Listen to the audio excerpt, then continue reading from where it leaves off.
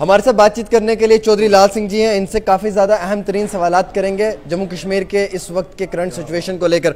लाल सिंह जी, क्या जम्मू कश्मीर के अंदर सब ठीक ठाक चल रहा है आपकी नज़र से?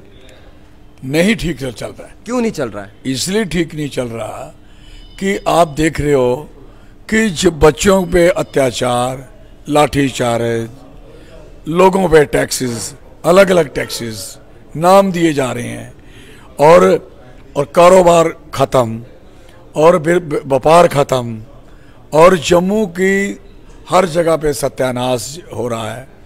तो ये कहाँ ठीक चल रहा है?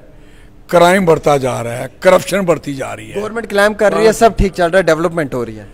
तो गवर्नमेंट करे क्लेम, लोग क्लेम करेंगे तो तब बात चलेगी ना। गवर्नमेंट की तो लोग तकलीफ है लोगों को। एलजी साहब कहते हैं कि 80% लोग प्रॉपर्टी टैक्स देने के लिए एग्री हैं। तो ले लेना उनसे, 80 वाले जो उनके पास हैं ले लें उनसे।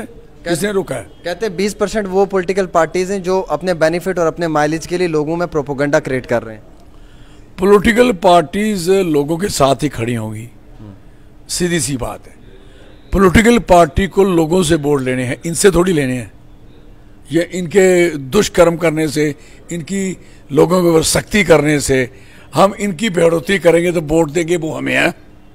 जिन्होंने वोट देने हैं, जिन्होंने साथ देना है, जिनके लिए पॉलिटिकल पार्टियां बनी हैं, जिसके लिए लोकतंत्र बना है, जिसके लिए जमहूरियत बनी है, उनको मार पड़ती रहे, उनको डंडे पड़ते रहें, उन पे टैक्स लगते रहें तो पॉलिटिशियन कहे नहीं नहीं ये ठीक हो रहा है, तो फिर ठीक है। पॉलिटिशियन क्या बात करते हो यार। Jammu Kashmir service selection board Aptech company को हायर कर रहा है, ब्लैक लिस्टेड कंपनी है, लेकिन चेयरमैन साहब कहते हैं कि उसका वो ब्लैक लिस्टेड वक्त खत्म हो चुका है, अब उस पर कोई दाग धब्बा नहीं। क्योंकि सर्टिफिकेट देना है ना चेयरमैन साहब ने। मेरी बात सुने, अगर किसी ने पैसे नहीं खाए हैं कंपनी से तो कंपनी रोल बैक कर दे। माल ज्यादा खा लिया तो उसमें किसी का कसूर क्या है? बच्चे क्यों भुगतेंगे? वो इनका कुकर्म क्यों भुगतेंगे? इन्होंने अगर गलत कंपनी लेके आएंगे, बच्चे क्यों मानेंगे? और पहले ये बताएं कि इनका काम है भी क्या। इंटरव्यू इन्होंने करने हैं ना। इंटरव्यू करने किसने है, लेने किसने? एग्जाम लेने वाली एजेंसी आगे सबलेट करेगी तो इनका काम क्या है? By the way, bye there subletting. क्यों आगे सबलेट करेंगे? किसी और को क्यों प्राइवेटाइज करेंगे? ऐसे थोड़ी चलता है यार।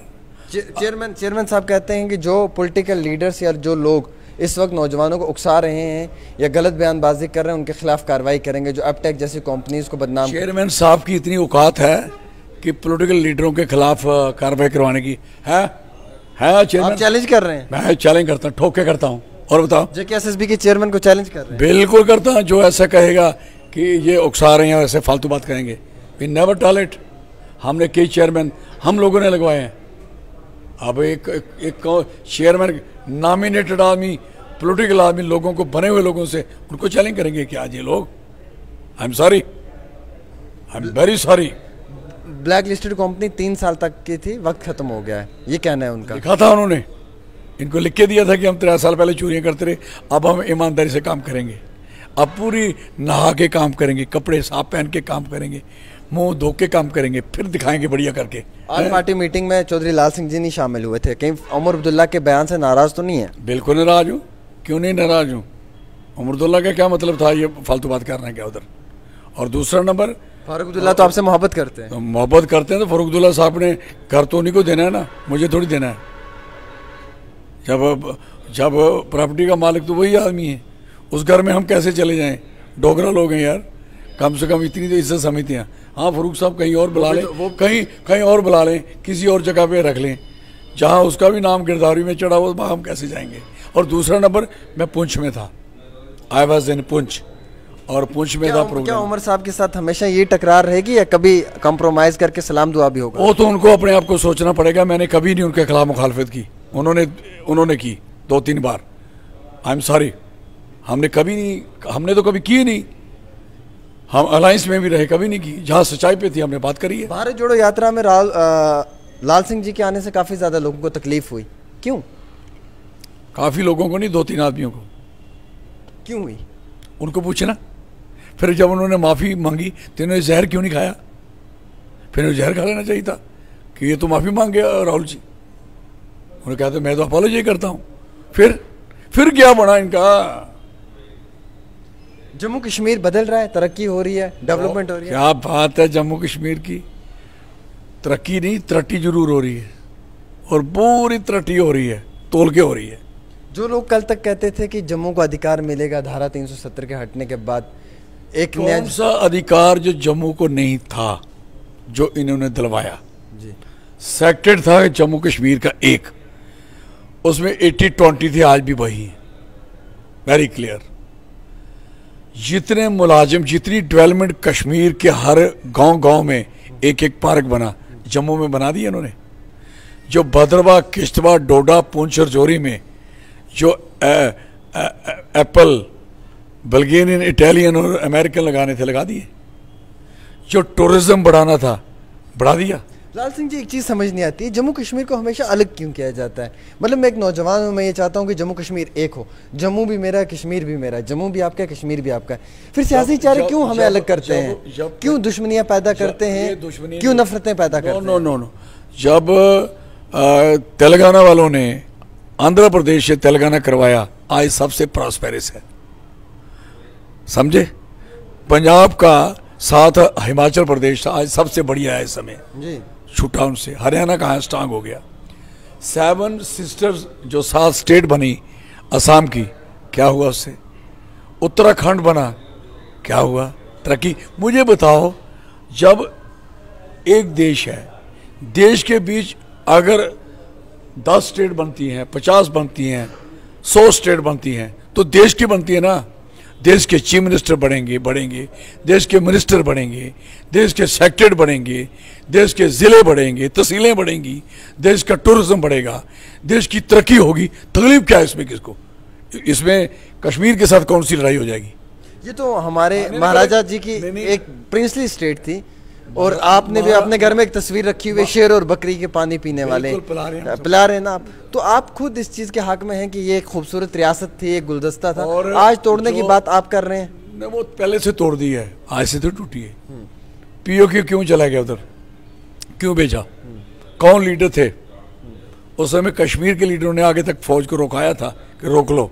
क्या तकलीफ थी? जाने देना था, हमारा इलाका था। क्योंकि लगा कि कभी मुसलमान कोई चीफ मिनिस्टर बनेगा तो हम नहीं बन पाएंगे। मुसलमानों में भी वैराइटीज़ है ना, जैसे हिंदू में वैराइटीज़ हैं, हर जगह में वैराइटीज़ हैं, तो अलग अलग वैराइटी। कश्मीरी भी हैं मुस्लिम, गुजर बकरवाल भी मुस्लिम हैं, पहाड़ी भी मुस्लिम हैं, तो डोगरा भी, ये इधर भी मुस्लिम है। अब मजाटी में मुस्लिम तो थे जम्मू कश्मीर में, लेकिन मजाटी में कश्मीरी तो नहीं थे ना भाई साहब। तो इसलिए चीफ मिनिस्टर को बनाने के लिए ये रुकावट इन्होंने डाली थी, किसी ने डाली थी। आज बीजेपी दावा करती है कि चीफ मिनिस्टर हमारा होगा, 50 के पार हैं हम, चाहे जो मर्जी हो, चीफ मिनिस्टर आपका। 100% आप सही कह रहे, पार हैं, बिल्कुल पार हैं, 50 सीटें लेके पार हैं, के पार है, मतलब 50 सीटें हासिल करेंगे। आप समझ नहीं, और सही कहा उन्होंने कि हम 50 के पार हैं, मतलब 50 इधर खड़ी हैं, उधर पार है, पार से देख रहे हैं, 50 सीटों के पार है। समझा रही है आपको?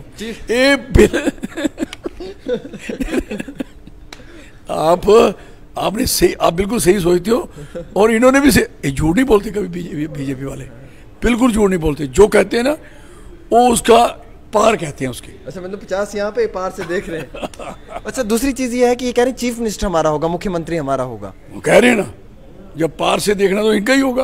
कहेंगे अच्छा भाई, जिसका आपका है तो हमारा ही है। आप इस रेस में अपने आप को कहीं देखते हैं? मैं लोगों को देखता हूँ, अगर लोग मेरे साथ चलते हैं तो रेस मेरी है, अगर लोग मेरे साथ नहीं है, मैं कहीं भी नहीं, तो फिर लोग भी कहीं नहीं है, वे भी चक्की पीसते रहेंगे मुझे। मैं तो लड़ रहा हूँ इनके लिए।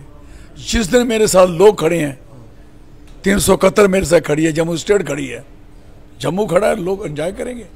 जम्मू स्टेट को लेकर आप बात करते हैं, 371 को लेकर बात करते हैं, डोगरे जो हमारे भाई हैं उनके अधिकार, उनके हक को लेकर बात करते हैं, लेकिन फिर भी बीजेपी का बड़ा खतरनाक इम्पैक्ट हमें दिखता है उनके ऊपर।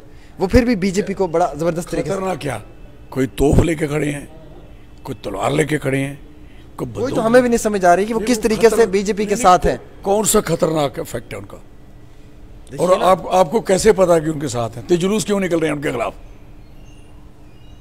जुलूस तो किसी और पार्टी के खिलाफ तो निकले नहीं, नारे किसी और की पार्टी के खिलाफ निकले नहीं, दफ्तर के घिराव हुआ, जहाँ धरने लगे तो इनकी इसके पार्टी के बाहर धरने लगे, किसी और पार्टी के खिलाफ तो हुए नहीं। तो मुझे बताओ, आप अभी भी डाउट में हो क्या? कश्मीर के नेताओं का तो क्लियर है ना कि वहाँ पे कश्मीरी जो लोग हैं वो अपने नेताओं को वोट डालेंगे, वो उन्हीं को जिताएंगे, चाहे वो महबूबा मुफ्ती हो, उमर अब्दुल्ला, फारूक अब्दुल्ला, सजाद गनी लोन हो, वो क्लियर है। लेकिन आपके लिए चैलेंज है, आपके लिए तो एक तो बीजेपी चैलेंज है और साथ में दूसरी पार्टियां भी चैलेंज है, आपके लिए दो चैलेंज है। चैलेंज लेके चल रहा हूँ। और रही बात कश्मीर की, कश्मीर में बोर्ड कहाँ पढ़ते हैं? 2 से 10% बोर्ड पढ़ते हैं। बोर्ड कहाँ पढ़ते हैं कश्मीर में? जो कश्मीर के लीडर अपने को लीडर समझते हैं, 2% के बोर्ड लेके बोर्ड बन गए। 90% लोग कश्मीर बोर्ड ही नहीं डालता। जैसे 90% लोग इनको वोट डालेंगे ना, मैं तब मानूंगा ये कश्मीर के लीडर हैं, ये कहीं के लीडर नहीं है। Jammu Kashmir service selection board के बच्चों पर लाठीचार्ज हुआ लाल सिंह जी, बड़ा ज़बरदस्त वाला लाठीचार्ज हुआ। क्या लगता है कि क्या आपकी जब सरकारें होती थी, जब बच्चे आपकी सरकारों में प्रोटेस्ट करते थे, डिमांड करते थे किसी चीज़ की, तो आप भी इसी तरीके से लाठीचार्ज करवाते थे? मैंने अभी तक नहीं करवाया, ना मैं करवाने के चक्कर में, तो ना मैं करवाऊंगा। मैं पुरानी सरकारें, देखो सर, मैं अपनी बात करता हूँ। मेरे पास जो डिपार्टमेंट रहे, कहीं किसी ने कोई तकलीफ बताई, हमने दबाया नहीं किसी को, सुनी बात और जो उनका अधिकार दिया। ये जो लाठीचार्ज हुआ क्या है? हमारे टाइम में 534 लड़के लग रहे थे रहबरी जंगलात में, मैंने लगा दिए। हालांकि बड़ा पंगा हुआ कैबिनेट में, और मैंने लगाए। मेरे पास बच्चे आए, 12,000 लाइसेंस दिया मैंने बच्चों को, ड्रग का, दुकानों का मैं दिया। तो कहने का मकसद है, जब आपके पास पावर है, डंडा तो तब चलाओगे जब आप नालायक होंगे। आदमी गुस्सा तब करता है जब पल्ले कुछ नहीं होता। जब देने को हो तो गुस्सा किस बात का? सरकार जब नहीं दे सकती तो फिर डंडा लेके आती है ना, है? हमारे पास होता है, जब हम पावर में होते हमारे पास होता है। जब होता है तो हम डंडा क्यों दिखाएंगे किसी को? रविंद्र राणा जी कहते हैं कि मैंने बात की है कंपनी के हवाले से, एपटेक के हवाले से, बच्चों के साथ इंसाफ होगा। उन्होंने ये भी ट्वीट में किया हुआ है कि इसको डिलीट किया, लेकिन आप उस बात पे आओ ना। लेकिन लोगों ने रखा हुआ है, बड़े सियाने लोग हैं। अभी मुझे रविंदर जी ने दिखाया भी, रविंदर जी हमारे सेंटिनेंटल वाले, उनका ये देखो, उनका ये ट्वीट हुआ है, मुझे नहीं पता। उन तो अपोज किया है इसको, एपटेक को। तो अब ये इंसाफ वाली बात कहाँ से आ गई? फिर उन्होंने ट्वीट को डिलीट भी किया है। पता नहीं कैसे हो गया, या क्यों किया, वो उनको पूछ लेना, कभी जाना उनके पास पूछ लेना। मैं उसके बारे में कुछ नहीं कहना चाहता, लेकिन ट्वीट बड़ा ज़बरदस्त था और बहुत सही था। एक आखिरी सवाल रहेगा मेरा, पहले इलेक्शंस फिर स्टेट का दर्जा, ये अमित शाह जी कहते हैं कि हम इलेक्शंस करवाएंगे उसके बाद स्टेट का दर्जा देंगे, कैसे देखते हैं? क्या इलेक्शंस के बाद मिलना चाहिए? अगर इलेक्शन से पहले मिल जाएगी तो तकलीफ क्या है? बाय द वे, अगर इलेक्शन देख के, असेंबलियों को देख के ही करना था तो आपको स्टेट क्यों तोड़नी थी? फिर तो आपको स्टेट बना देनी चाहिए। फिर पहले असेंबली थी, असेंबली से पूछना चाहिए था कि आपको स्टेट बनानी है, तोड़नी है। आपने फिर दिल्ली में कैसे क्या बात कर ली? फिर आप क्यों उधर जाके बात करके तोड़ के बैठ गए? अब क्यों ये स्टेट बनेगी? अब भी दिल्ली क्या कमजोरी आ गई है क्या? अब दिल्ली में ये बातें हो सकती क्या? अब दिल्ली में जो बैठ के पार्लियामेंट में आपने आपकी 2/3 मेजॉरिटी से जो पास करवा ली आपने, आज क्या 2/3 मेजॉरिटी इनकार कर गई है जम्मू को स्टेट बनाने में, जम्मू कश्मीर को, है? और जब वो असेंबली बनेगी फिर आप बन जाएगी। वेरी सारी, ये नहीं बात चलती। फारूक अब्दुल्ला साहब कह रहे हैं कि मैं पार्लियामेंट में जाऊंगा, जम्मू कश्मीर की रीजनल पार्टीज को साथ में लेके जाऊंगा और वहां पे बातचीत करूंगा।